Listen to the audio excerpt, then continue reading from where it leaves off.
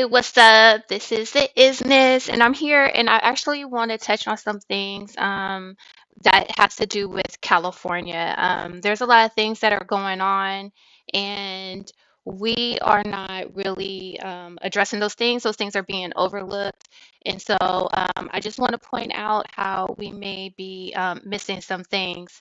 So, as you may know, that we are being inundated with Puff Daddy, Sean Diddy. Every other day is something new. And I'm not taking away from this terrible, terrible event because I did watch the video and it's terrible. Okay.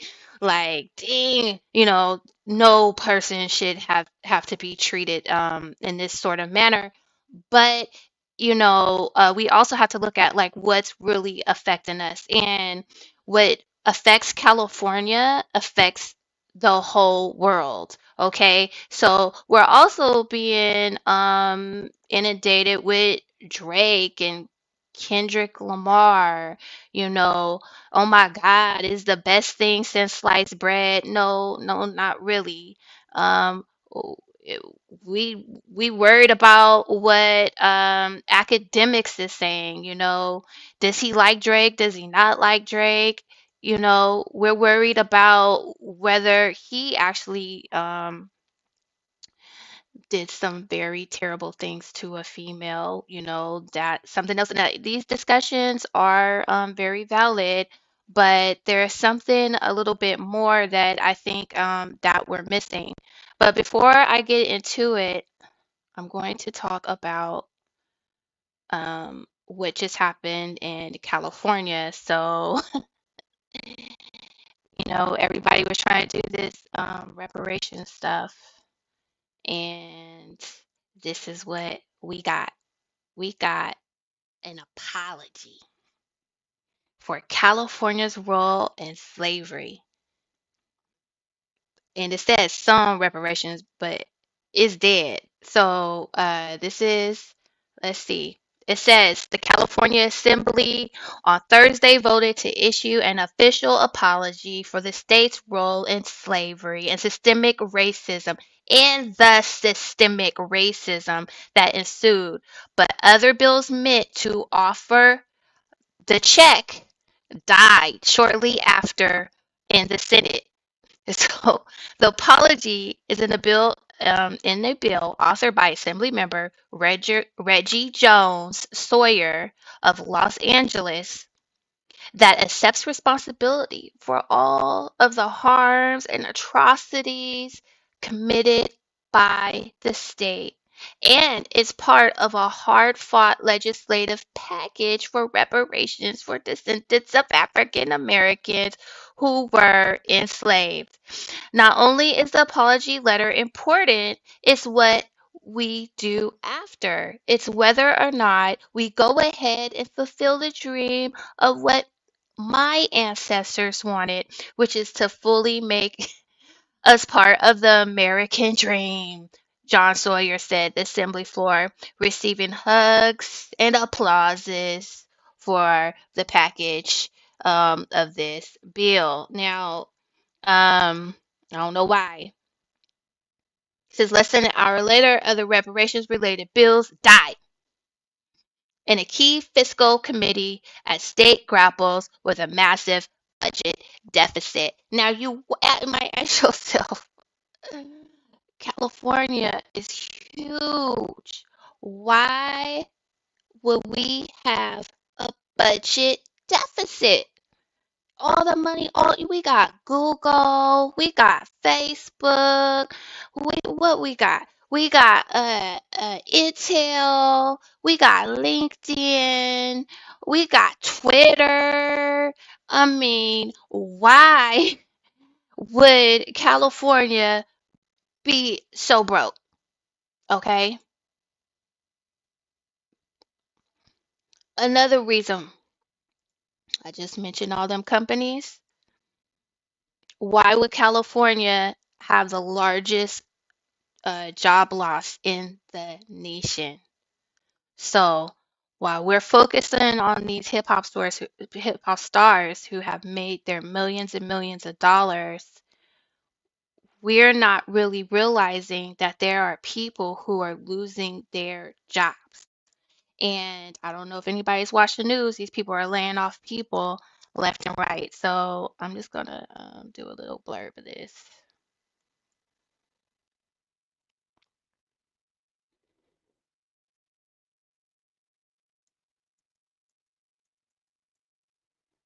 Okay, so the big picture California job loss is an increase of around 30,000 job losses compared to the end of last year. So that's just only in a few months. Its 5.3% unemployment rate in March also topped the nation, followed by Nevada at 5.1% and Illinois, New Jersey, and Washington tied at 4.8%. The manufacturing sector in California saw the largest decrease in jobs, with 5,300 positions lost between February and March. 1 month. Meanwhile, the areas of private education and health services gained 13,600 jobs during the same period. The tech information sector in California experienced the biggest year-over-year decrease with 53,600 jobs lost. Major companies like Tesla, eBay, and Google have announced significant layoffs in California recently. So California is going through it right now, okay?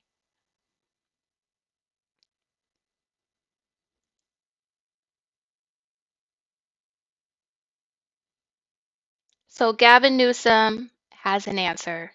Let's see what he has to say.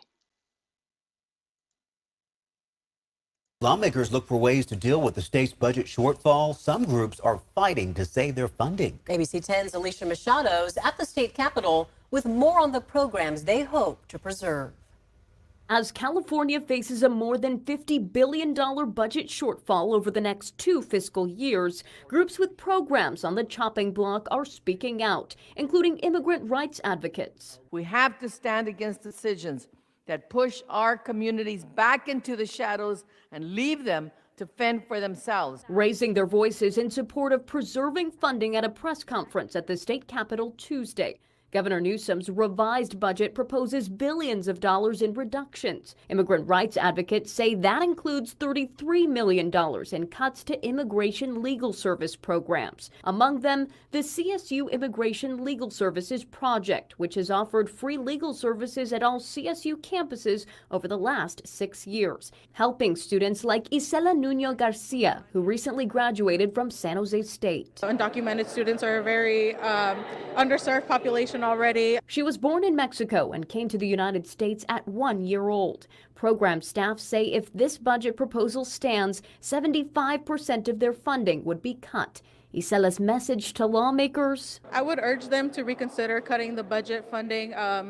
It's a huge disservice for students like me. Also in danger of being cut, a program known as CHIRP that provides social and legal services to unaccompanied children, helping defend against their deportation and helping them obtain housing, education, and basic needs. Pretty unbelievable that children are left without any representation in immigration court.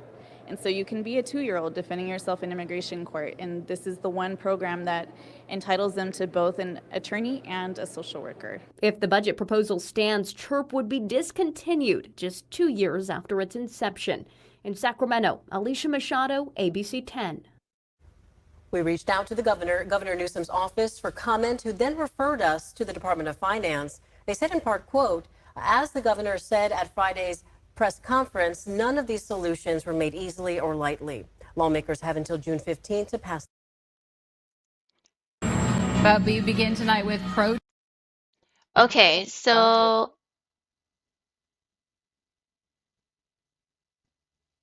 I'm going to play this real quick. Budget. As Capitol correspondent Eitan Wallace explains, the governor says cuts must be made to close a multi-billion-dollar deficit, but some say it will come at a cost to everyday Californians. Well, just take a look at all of the people here who came to Capitol Park. They say the governor's proposed budget cuts will have real-life consequences, and now they're urging him to change course. Some 200 people making their voice. I mean, don't that look like it's a luncheon? I don't know, just me, but that did look like people really protesting. I think these are fake protesters because in actuality, there is no discussion about stopping all of the millions of immigrants that's coming to the United States or coming into California. There's no conversation about the health care that these people are receiving and the welfare that they're receiving. A college kid with a lawyer. I mean, like, come on, like, really? That is uh, the issue that these people are complaining about. You know what I mean? Or a 2-year old. Now we all know there's social services, there's government services. So, and the lady is saying, well, it's the only one where you can get the social worker and the lawyer at the same time. Who cares if the social worker works for one entity and the lawyer works for another? Maybe that's a good thing, right? So these are this is false. Voices loud and clear in front of the state capitol, all to urge Governor Gavin Newsom to reconsider his proposal to cut billions of dollars from the state budget. What do we want? A fair budget. When do we want it? Now! Those here say they are angry amid Newsom's plan to cut more than $18 billion from state programs. He says the cuts are necessary to close a projected $27.6 billion deficit, but attendees are concerned Newsom's proposal includes reductions to programs designed to assist low-income Californians struggling to make ends meet.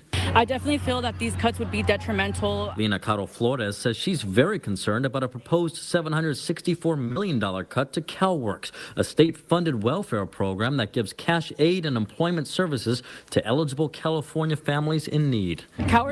Okay, so CalWorks is a program that Americans fall under. The immigrants have their own form of welfare. So this is actually sad. I didn't know that, but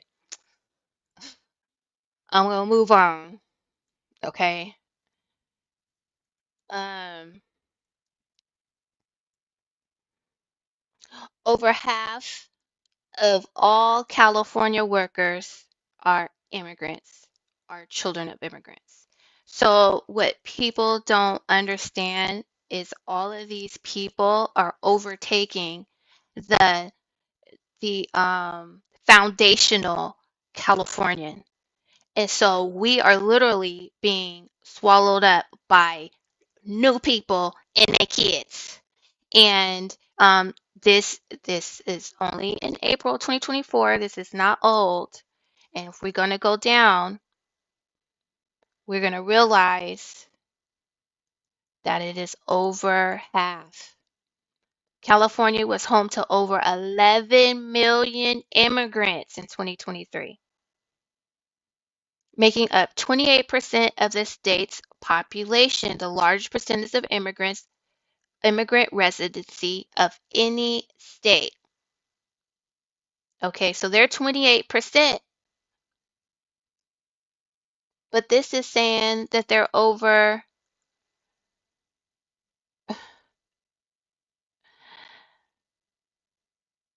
This is over. You have 21% children, and then you have the immigrants at 30%. So as of right now, they're reporting that 33% of our foreign-born people here in California.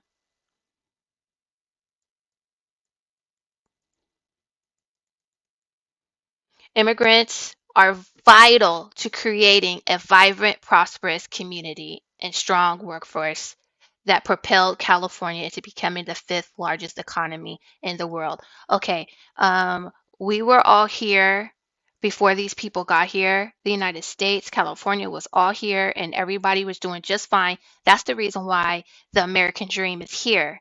And for them to lie now and say that we somehow need immigration to survive is crazy. Absolutely. Absolutely crazy. So why the immigrants? Why? Why? So I looked at this earlier, and this is the reason why I decided to go live and talk about all of these people that are flooding into California. And nobody's talking about, we only talking about Texas. Everybody's Texas, Texas, Texas. What about California? We have the biggest shoreline over here. You know what I mean?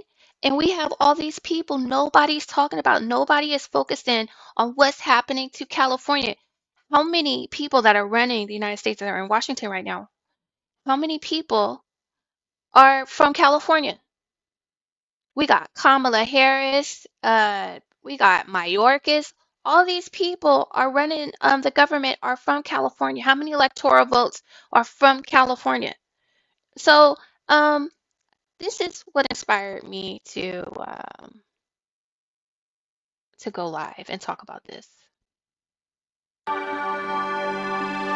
Hey guys, welcome to the Liberal Hive Mind, a channel solely focused on exposing the abundant hypocrisy of the left. Well, I guess the Democrats are still in denial. You know, it's simply a fact. You turn on the TV, you pay attention to what all the leftist talking heads are panicking about on TV, on all the mainstream sources, or you simply follow the polls, Donald Trump is making major gains with African American and Hispanic voters. And of course, what does that mean on the flip side? Well, it means that Joe Biden is shedding these voters, or rather, the DNC is shedding support amongst minority voters. And This is crazy. Brown liquor, no ice. Absolutely. Beyond crazy, as you said. you know, I guess his pitch that if you don't vote for him, then you ain't black isn't exactly convincing too many people these days. But anyways, the point that I'm trying to make here is that it's the clear reality. And Biden seems to be struggling with key demographic groups that he would need to win and win big if he stands a chance of being reelected. John, there is significant softness in the support for Joe Biden among core Democrats. In this poll, he's carrying black voters by 61 points. Well, that sounds like a lot, but he carried them by 84 points back in 2020. Latino voters, a very slight Biden edge in this poll, but it was a 21-point advantage in the exit polls back in 2020. And among younger voters under 30, we're actually seeing Trump. Okay, this is like so important. This is so important. Look at this. Biden is up by 61% with black folks. All this mess that's going on, we haven't completely turned our backs on him, right? We're still supporting him. We're a little bit less, but look at the Hispanic folks. +4. So when they tell you about this whole black and brown, there is no black and brown. What it is black folks are holding this man up, and we need to stop it.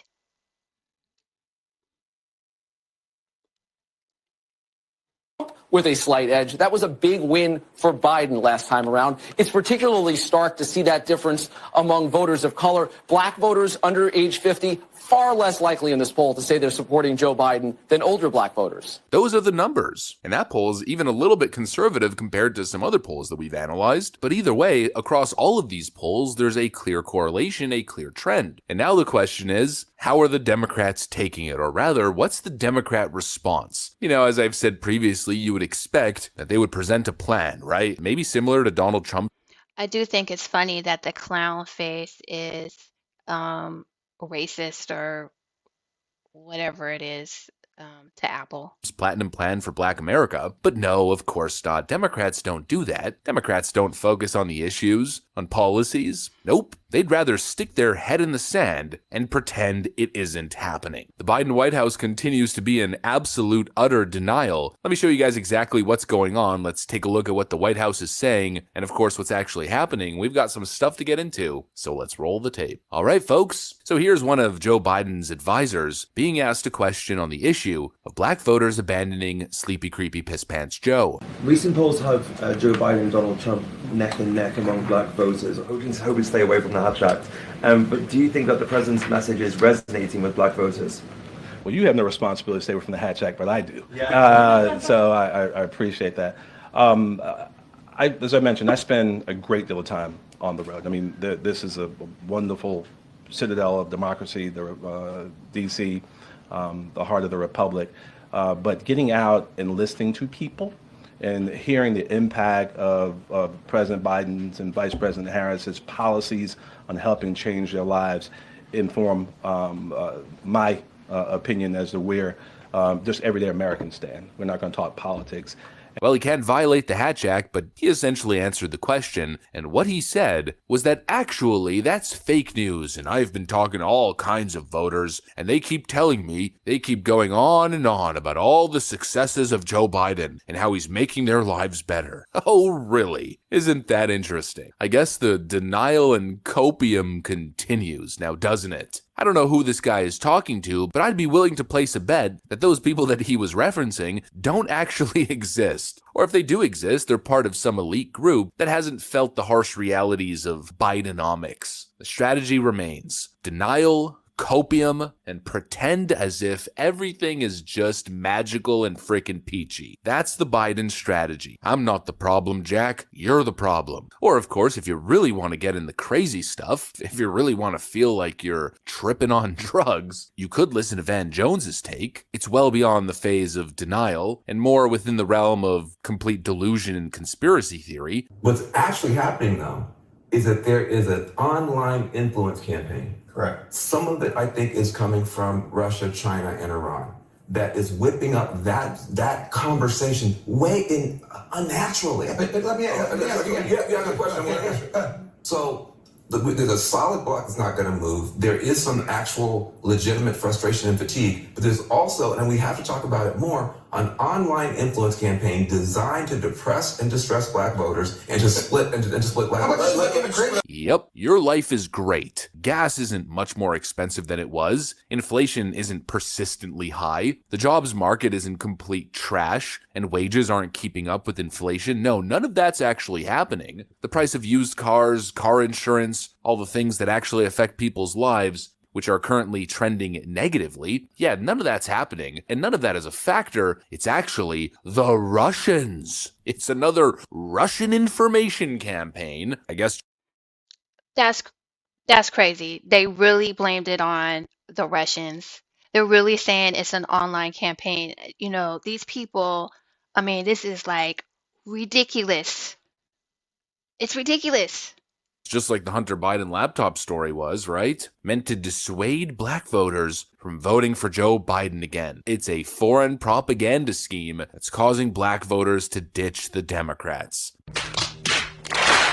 You cannot make this stuff up. Every single time, Democrats deal in identity politics and ridiculous conspiracies, and not in facts, reality, and policy. As per usual, these people have lost the plot. You know, the cliche when you break up with someone is, it's not you, it's me. But in this instance, it's not me, it's you. I don't know. Democrats keep going in copium circles over and over again. And I guess they're blind to the basic reality. They're blind to the truth that it's their actions. And of course, their inaction as well. Why are black voters ditching them? Well, the economy is one issue. Foreign wars, the southern border, immigration, or rather illegal immigration, which disproportionately negatively impacts black voters. Those are all important issues, but another one is the Democrat travesty of justice, the weaponization of the justice system, this abuse of the justice system, this two-tiered legal railroading of the former president. You know, that has something to do with it.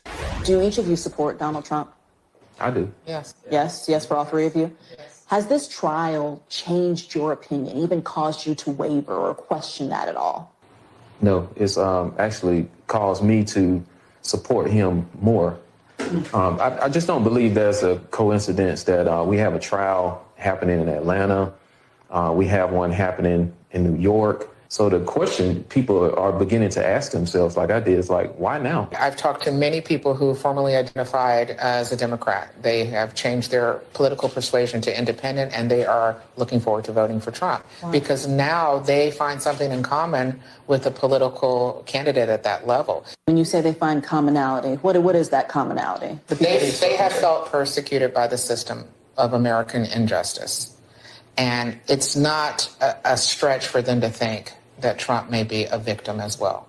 People see that there's some kind of commonality between himself and maybe all the black men that have been incarcerated and the families that have been impacted by black male incarceration. Yeah, that actually matters to people. You know, there's a lot of black Americans who this is a top issue for them. No wonder, I mean, who would have thought that illegitimately and politically attempting to legally destroy your opponent would all of a sudden make Donald Trump look more relatable to people who this issue is important to. Another thing that the White House was in complete denial about just a couple months ago. Former President Trump suggested recently that his mugshot and his legal troubles are being embraced by black people because they understand what it's like to be targeted and discriminated against.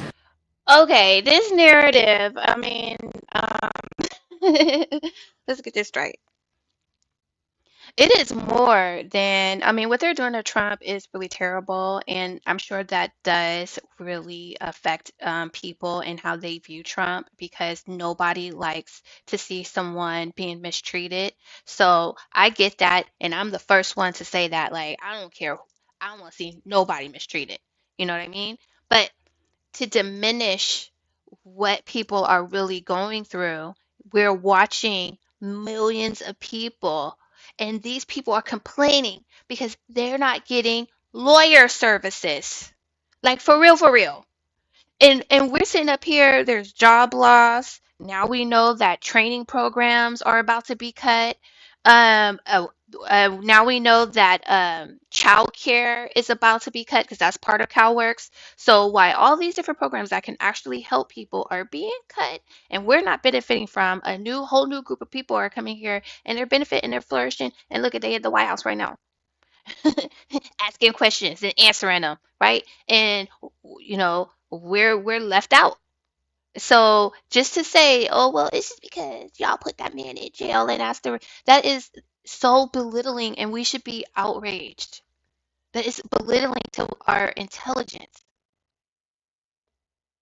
I just wonder, you are a White House that prides itself on, your relationship with the black community. It's, outreach to the black community. The president himself talks frequently about how he believes he won in 2020 thanks to black voters. What was his response to that comment from the former president? Yeah, and I do have a couple of things to say about that. I want to be really careful because it was said, he said it as a candidate, obviously, don't want to comment on 2024, but speaking separately, right? Speaking apart from that, and just being very candid here, it's repugnant and it's divisive to traffic in racist stereotypes. That's what we have seen, and that affect all Americans, right? You're tearing up all Americans by doing this.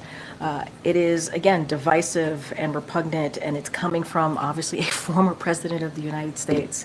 And in any context, it is profane. I'm just saying. It could be. To compare the long, painful history of abuse and discrimination suffered by Black Americans and to something that is totally different. Oh, it's so racist. Yeah, not so much. That's how they attempted to brand it. But the reality to a lot of people, and especially black folks, is simply that they don't like it, that they can see right through it, and that it appeals to their concerns of an unfair, biased justice system that now I guess has a Democrat brand. Denial and delusion, that's all I see. I have a feeling the 2024 exit polls are going to be simply stunning. Anyways, that's pretty much what I got for you guys on this one. Hopefully you enjoyed it. If you did, make sure to leave a like and possibly subscribe. Okay, so hopefully you can hear me. I'm going to move on to the next thing that I want to focus on. I'm going to come back to California. So I'm reading from the Chinese for Affirmative Action newspaper, and this is about a ruling that makes immigrant voting permanent in San Francisco. So if you ever wondered why they could care less and they're saying, oh, well, you just like Donald Trump not because of anything they did. It's because he went to jail and y'all criminals and y'all can relate. uh, they plan on replacing you. And it's already happened. So it says, we achieved historic victory on August 8th when the California Court of Appeals ruled that immigrant parent voting in San Francisco con- is constitutional under state law. James Lang, a conservative activist who brought this legal challenge, did not appeal the ruling, thereby permanently restoring immigrant parent voting in the city and county. This ruling is an enormous victory for our immigrant communities. Okay, so I think you get the I just can't. My mouth or my eyes don't even wanna. It can't. Okay, so it's not a conspiracy. It's real. You're being replaced, and I don't know if voting is real or fake, but they are actively replacing the vote. Um, if you don't believe that, try this. Santa Ana could become the latest city in the country to allow non-citizens to vote at the ballot box. Non-citizens are prohibited from voting in federal elections. But municipalities in Maryland, Vermont, and here in California have allowed non-citizens to vote in local elections. Carlos Saucedo's in Santa Ana tonight, where the city council took up the issue. Carlos. Good evening. As you know, Santa Ana has been a sanctuary city for undocumented immigrants since 2016. But a new proposal could take things to the next level by allowing non-citizens the right to vote in local elections. And as you can imagine, this has been met with mixed reactions. Mayor, if I may just ask for the respect of our audience. During public comment at Tuesday night's Santa Ana City Council meeting, impassioned remarks took center stage over a controversial item, one that could potentially allow non-citizens the right to vote in city council and mayoral election. Non-citizens already vote. It's called a crime, it's called fraud, it's called unconstitutional. I love when we have extreme right-wing folks show up to tell you what you shouldn't do, because throughout history, we have always had those folks denying the right to vote to many people. Okay, so this border is talk about how a citizen who is saying that citizens should vote is a right-wing issue. It's not an American issue or a United States citizen issue. It's just them hillbillies of the block. So never mind them. Because guess what? Y'all Negroes love us here, even though we're swallowing you up. Of color. Santa Ana City Council member Jonathan Ryan Hernandez and one of his... If you don't believe me, how many Negroes is sitting up there on that board? Since, all is fair in love and war. His colleagues have initiated a discussion about whether non-citizens, including those in the country illegally, should be allowed to vote in local city elections. So I do believe that non-citizen voting is a step in the right direction. In a city where nearly 1/4 of its residents are non-U.S. citizens and who often work and pay taxes, Hernandez argues they should. Taxation without So they're saying that only 1/4 of is non-citizens. But do you see that the whole board looked like they were all immigrants? I mean, they didn't even look like they were here like 2 generations. I mean, that's just my observation. I don't know. Representation is a value that America holds dear. And so we want to advance those values. I do believe that non-citizen voting in local elections is about increasing civic engagement. But of course, not everyone shares that same viewpoint. As a naturalized citizen, I had to wait 5 years, and when I took that oath for this country, I have... Oh! Can't just look at people.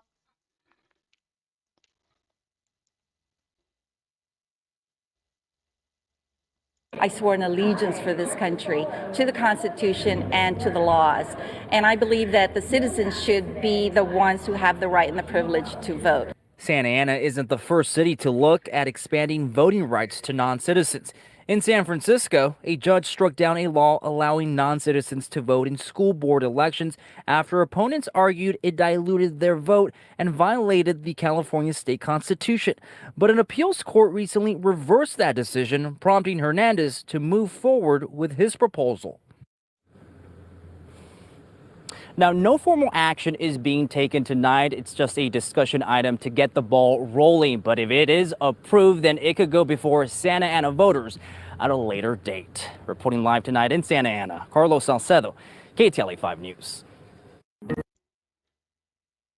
Okay, so why am I going through all this different things, all to get to this here? This political article is talking about Kamala, and they're asking the question, is she gonna run for governor? She just joking about it, but the state lacks a giant. They need her.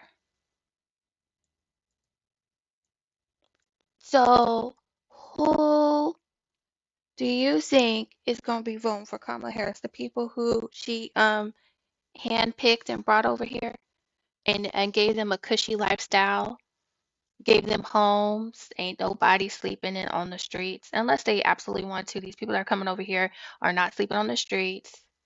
They got homes, they got rent, they got 2-year programs of no rent. They're getting monies, and they're getting monies from all different kind of places. For some of them, they're getting cash. They're getting cash in envelopes. I don't know where it's coming from. I have to do investigation on that.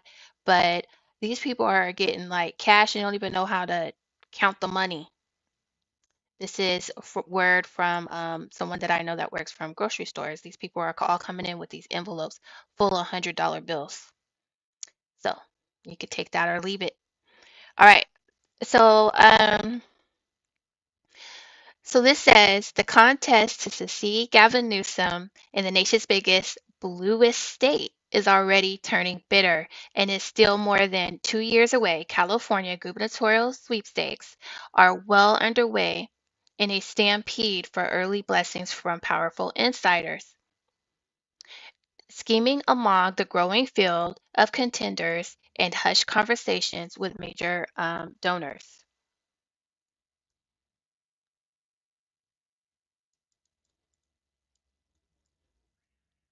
The tortuous path to 2026, when Newsom's term ends, started last year and is among the longest-running electoral battles in America, given the immense challenges of maturing a statewide profile. It's also a revealing snapshot of California in the 21st century. Candidates are engaged in a race to the left, where all the competition is in the Democratic Party. No political giants are lying in wait, and none of the candidates have more than regional base of support. Basically, all of them are Democrats. Okay, so if anybody asks us, why? Because they only give us a pool of people to choose from. Okay, never has it been more true, said Bill Wong, a veteran California Democratic operative. California is its own little nation state. Really? Is that what California is? So these dynamics were on display inside a San Diego museum earlier this year, where Democratic former legislative leader Toni Atkins was announcing her campaign. Okay, I don't care.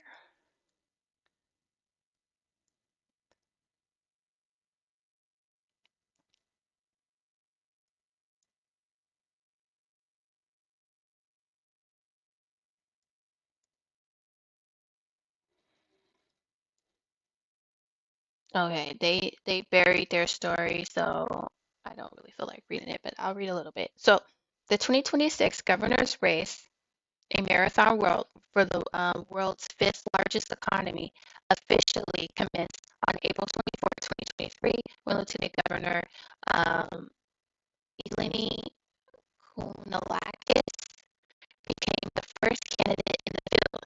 Her entry came 1,044 days before California's March 2026 primary elections.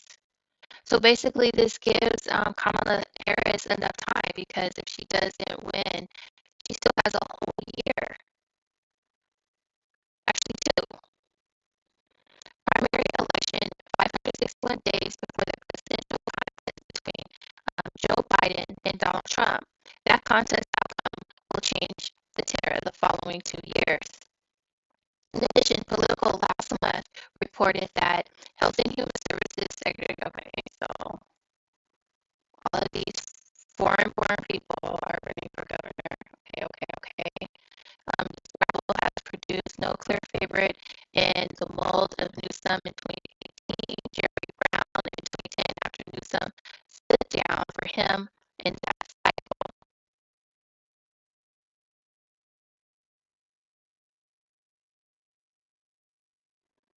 Okay. Vice President Kamala Harris has joked to friends that they may return to California to run for governor if Democrats lose the White House this fall, taking a page from Richard Nixon. Two people familiar with her remarks said that did not happen, Harris spokesperson Kirsten Allen told Politico in response. This November, the vice president will be preparing to be inaugurated for the second term of the Biden-Harris administration. So they're putting their toes in the water. It looks like they are not planning on winning. So I don't know if there's going to be an election for president, but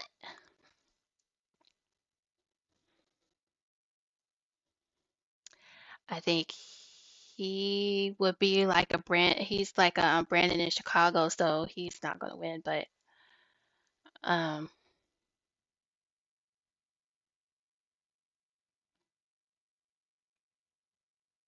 can you hear me?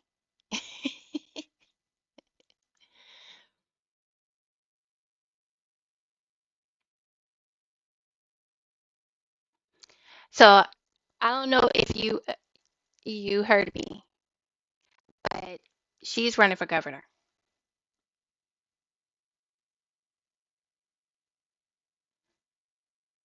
Okay, yes, I think that maybe they think that they're not going to win, and they're planning for her to run California. They have all of these new people here that will participate in voting for her because they are now making steps to, if it's not legal already, to make because what they were saying is that uh, immigrants can vote if they're voted in by city.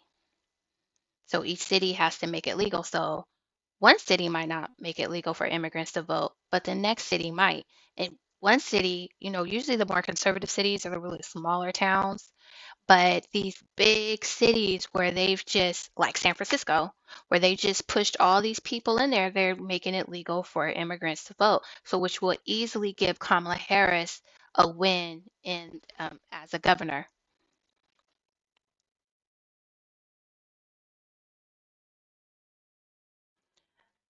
So,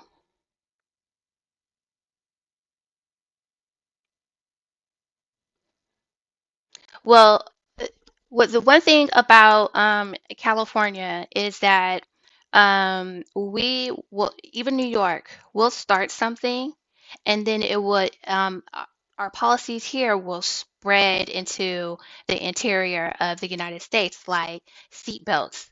We're the ones who was like, you got to wear a seat belt, and look, everybody has seat belts. Everybody else didn't pass that law. California did. So California is really important to watch, and it's really funny how it's always nobody pays attention to it. You only think about Hollywood and all this other tough type of stuff, but you got to pay attention to the politics because what's going on here will move across the land. Like you're saying, the immigration. Well, immigration is really big here in California. You see it all over the place, and it's slowly seeping into the interiors, and nobody is, nobody's talking about what's going on in Tennessee or really Georgia. You have all these people that are seeping into the interior, and it's because of these prominent states like New York and California. And we also have other border states, but basically California is really what I'm trying to say is you have to watch California because they're right now telling you they're legalizing immigrant voting. So if anybody thought that that was a far-fetched idea, is at this point naive or maybe just uninformed. So, brown liquor, no ice, you are my foundational viewer, and I thank you for being here and sticking around. I appreciate you so much. So, thank you. That's it. That's all that I had to say. And I hope you enjoy your evening. Have a good weekend. I'll see you around though. All right, bye.